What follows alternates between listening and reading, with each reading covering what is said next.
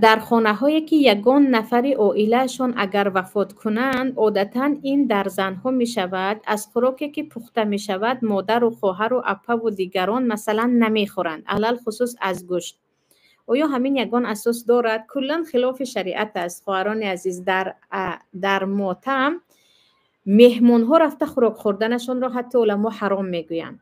یعنی وقتی که کسی میمیرد پیامبر صلی الله علیه و سلم میگفتند به آنجا خوراک پخته برید و به اهل میت خورانید که آنها با غم خود پریشانند و آنها حال و احوالی حتی خوراک خوردن هم ندارند. آنهایی که نزدیکانشان را گم کردند و شما خوراک پخته میبرید و به آنها خوراک میدهید اما خودتون نمیخورید. اینجا عکس آن است که نه مهمان میخورده است، مادر و خواهر و دیگرها نمیخوردن. عموما عکس است. در عزا رفته خوراک خوردن ممکن نیست اما خوراک برده خورانیدن این سنت است که حضرت عایشه وقتی کسی از دنیا میرفت خودشون رفته خوراک آماده کرده به اهل میت میخوراندن که پیامبر صلی الله علیه و سلم این گونه وصیت کرده بودند. سوال دیگر، در زمان حاضر در بسیار گزیته ها طالع نامه چاپ می شود. بعضی ها می گویند که نوشته های این هفتینه همش درست آمد. همین گونه باورها در اسلام ممکن است؟ عیناً همون جادوگری هست و سبحان الله. عقل را ببینید.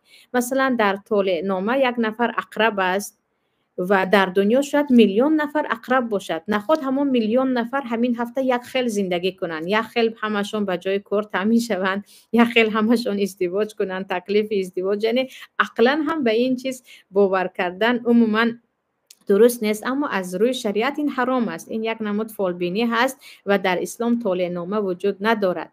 و الله چی میگوید؟ یگان نفری از شما نمیدانید که ماذا تکسب غدا، پگاه چی میشد؟ یگان نفر شما نمیدانید. این علم غیب است. هر انسان باید